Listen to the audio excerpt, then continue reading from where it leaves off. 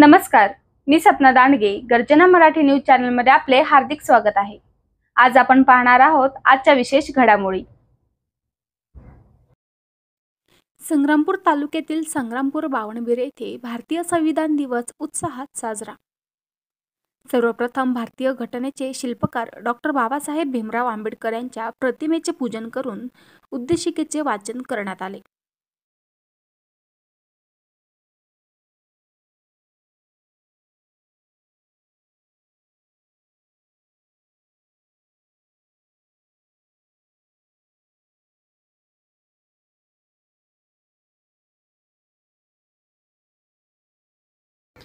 एक साथ विश्राम, एक साथ सावधान.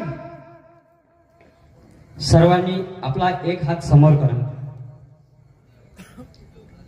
आम्ही भारताचे लोक, भारताचे एक सार्वभौम समाजवादी धर्मनिरपेक्ष लोकशाही गणराज्य घडवण्याचा व त्यांच्या सर्व नागरिकास सामाजिक आर्थिक व राजनैतिक न्याय विचार अभिव्यक्ती विश्वास श्रद्धा व उपासना यांचे स्वातंत्र्य दर्जाची व संधीची समानता निश्चितपणे प्राप्त करून देण्याचा आणि त्यांच्या त्या सर्वांमध्ये व्यक्तीची प्रतिष्ठा व राष्ट्राची एकता आणि एकात्मता यांचे आश्वासन देणारी बंधुता प्रवर्धित करण्याचा संकल्पपूर्वक निर्धार करून आमच्या संविधान सभेत आज दिनांक 26 नोव्हेंबर 1949 रोजी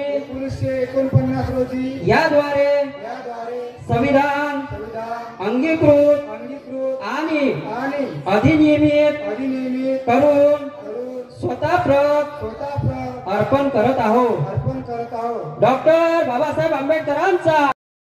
त्यानंतर संविधान दिवसानंतर मान्यवरांनी मार्गदर्शन करून संगीतमय कार्यक्रमाला सुरुवात करण्यात आली.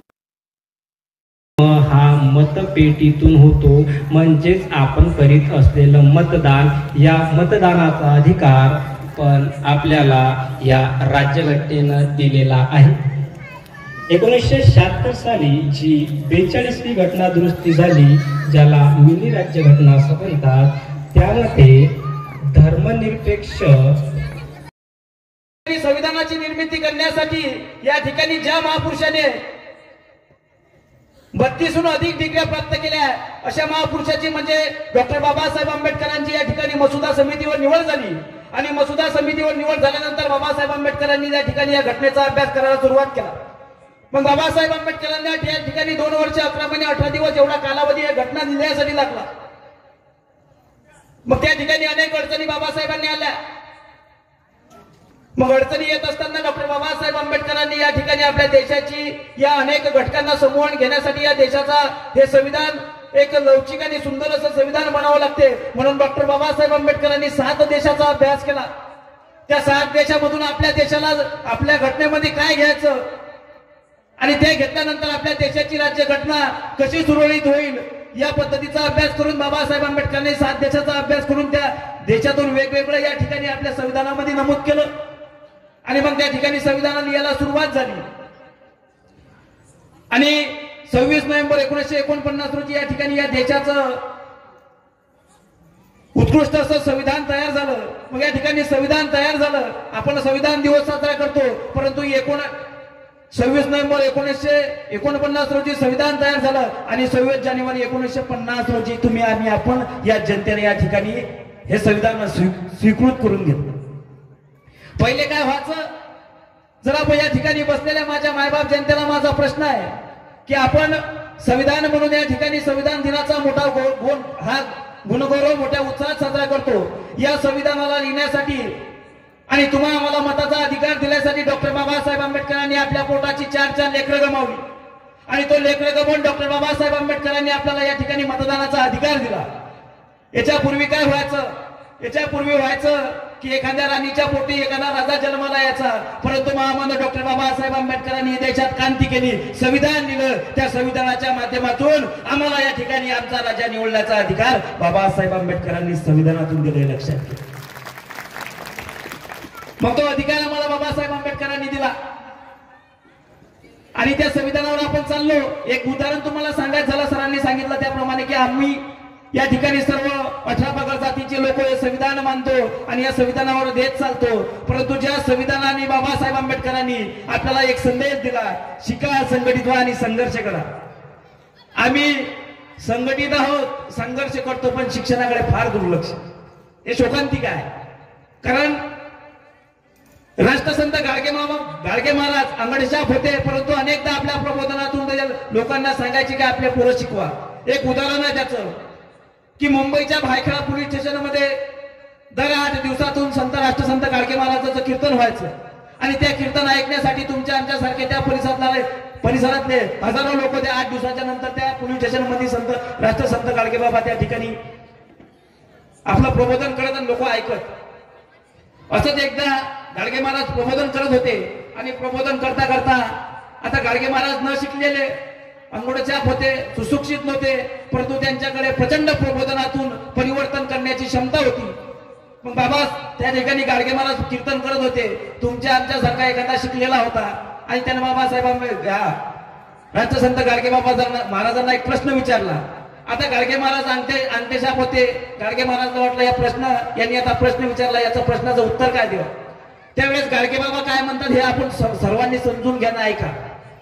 गाडगे महाराजला प्रश्न विचारल्यानंतर त्या ठिकाणी 1000-2000 लोक बसलेले होते। गाडगे महाराजांना प्रश्न विचारला, गाडगे महाराज उभे राहिले, थोडा 5 मिनिटं विचार केला की आपण अंगठेशाप आहोत, आपल्याला त्या ठिकाणी आपण सुशिक्षित आहोत, आपण लोकांचं प्रबोधन करतो, पण याने विचारलेल्या प्रश्नाचं उत्तर कसं द्यावं। त्यावेळेस राष्ट्रसंत गाडगे बाबा म्हणतात की तुझ्या प्रश्नाचं उत्तर मी देऊ शकत नाही, तुझ्या प्रश्नाचं उत्तर हा तुझ्यामध्ये बसलेला खरा शिक्षणाचा धनी म्हणजे डॉक्टर बाबासाहेब आंबेडकर तुझ्या प्रश्नाचे उत्तर देतील। त्यावेळेस डॉक्टर बाबासाहेब आंबेडकर तुमच्या आमच्यासारखे या ठिकाणी या सर्वसामान्य माणसामध्ये बसलेले।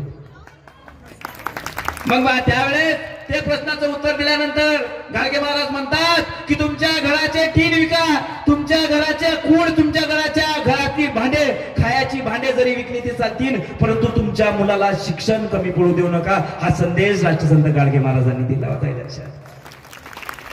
मग आम्हाला गाडगे महाराज सारखे संत सांगतात की तुम्ही शिक्षणावर जोर दिला पाहिजे, कारण तुमच्या विकासाची, तुमच्या प्रगतीची खरी तलवार जर कोणती असेल तर ते शिक्षण आहे, ते आपण आपल्या मुलाबाळांना दिलं पाहिजे आणि या ठिकाणी आपल्या मुलाबाळाचं उज्ज्वल भविष्य आपण घडवलं पाहिजे। कारण अनेक शिक्षक यांच्यासारखे आहेत, ते आपल्याला ओरडू सांगतात की मुलं त्या ठिकाणी शाळेमध्ये पाठवा, आपण त्या ठिकाणी पाठवत नाही, हे शोकांतिक आहे। आपण त्या ठिकाणी आपल्या मुलं या ठिकाणी शैक्षणिक क्षेत्रामध्ये या ठिकाणी अग्रेसर केलं पाहिजे। आणि दुसरा एक विषय या ठिकाणी थोडक्यात झाल्यासारखा सांगतो की या देशामध्ये ज्यावेळेस मोगलाईचं राज्य होतं आणि मोगलाईचं राज्य असताना त्या ठिकाणी या मोगलांनी आमच्या सर्व या ठिकाणच्या 18 पगड जातीवर बहुजनावर अन्याय केले।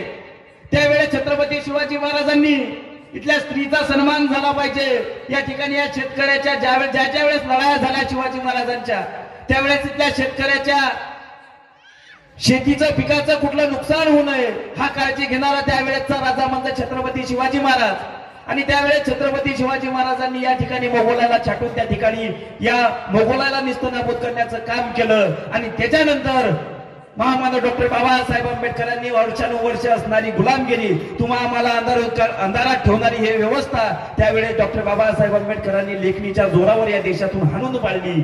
त्या महामानव डॉक्टर बाबासाहेब आंबेडकरांनी शिवाजी महाराजांचं नातं आपण त्या ठिकाणी जोपासलं पाहिजे, कारण या दोघांच्या नात्यावर एक शेर आहे, तो शेर तुम्हाला मागच्या वर्षी सांगितला होता, आता परत सांगतो। कारण एक छत्रपती शिवाजी महाराजांनी त्यावेळेस मोगलाला छाटलं आणि डॉक्टर बाबासाहेब आंबेडकरांनी या इथल्या हजारो वर्षाच्या व्यवस्थेला त्या ठिकाणी पेनाच्या जोरावर या देशातून हाकलून लावलं, ते म्हणजे डॉक्टर बाबासाहेब आंबेडकर। तलवार के वार से कटकट के घिरते गए दुश्मन, तलवार के वार से खिटखट के गिरते गए दुश्मन, तो कलम के मार से घुट घुट के मरते गए दुश्मन। शिवा ने शमशेर उठा के जालिमों को मिटाया, शिवा ने शमशेर उठा के जालिमों को मिटाया, तो मेरे भिवा ने कलम के वार से सारे जुल्म को ही दिया, सारे जुल्म को दिया। म्हणजे या दोन्ही महापुरुषांचे आपण नातं जोपासलं पाहिजे। आपल्याला दिलेला संदेश आपण या संविधानाच्या माध्यमातून जोपासला पाहिजे आणि खऱ्या अर्थाने या ठिकाणी संविधान या ठिकाणी मजबूत करण्याची